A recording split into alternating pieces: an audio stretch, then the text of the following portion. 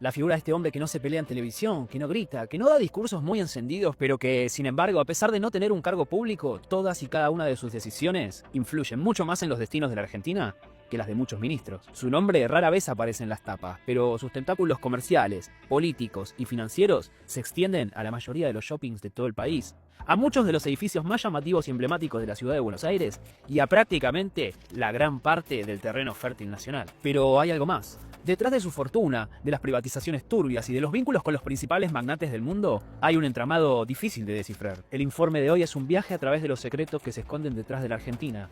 Una radiografía al verdadero poder, no el que se exhibe, el que se ejerce. Así que no te despegues de tu asiento porque hoy vamos a hablar de Eduardo Elstein. La vinculación directa con el gobierno nacional, los intereses foráneos que representa, la conexión con todo el mundo espiritual y los intereses ocultos del verdadero dueño de Argentina.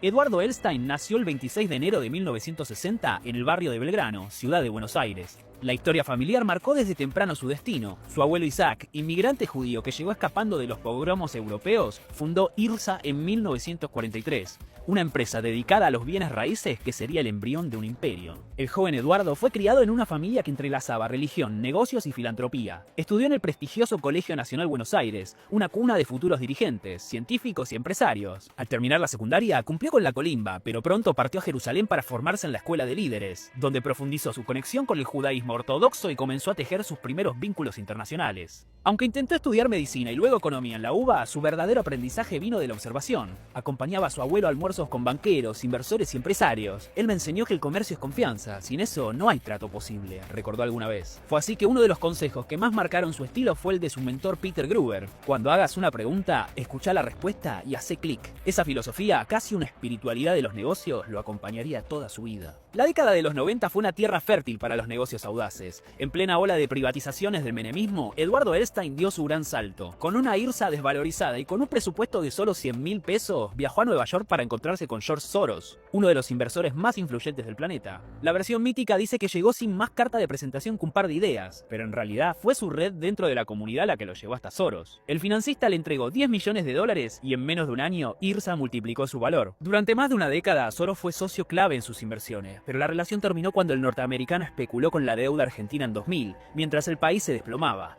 Elstein rompió con él por principios, según su entorno. Y fue en ese vacío que se sumaron tres figuras igual de poderosas: Sam Zell, Michael Steinhardt y Edgar Bronfman, este último presidente del Congreso Judío Mundial. Fue Bronfman quien lo nombró tesorero de la organización, consolidando su influencia internacional. Sus negocios ya no eran solo locales, comenzaban a tener ramificaciones geopolíticas. Con IRSA ya consolidada en el ámbito de los bienes raíces, el próximo paso para Eduardo fue dominar la tierra. Y fue así que en 1994 compró Cresud, una empresa agropecuaria con operaciones en toda la región. A través de ella, Elstein se convirtió en el mayor terrateniente privado de la Argentina, con más de 850.000 hectáreas distribuidas en Argentina, Brasil, Bolivia y Paraguay. Su estilo fue disruptivo. Introdujo la soja transgénica en el país, reemplazó la cría a pasto por el feedlot con maíz y optimizó la rentabilidad agrícola. Pero los principales críticos a esta innovación señalan que eso redujo la calidad de la carne argentina y que contribuyó al monocultivo. Cresud también fue el vehículo para expandirse a sectores como la minería, la energía y la biotecnología. Como si fuera poco, en paralelo, IRSA creció hasta controlar casi todos los shopping centers emblemáticos del país: Alto Palermo, Abasto, Patio Bullrich, Paseo Alcorta, Patio Olmos, entre otros. También adquirió hoteles como el Yao Yao, el Intercontinental y el Sheraton Libertador.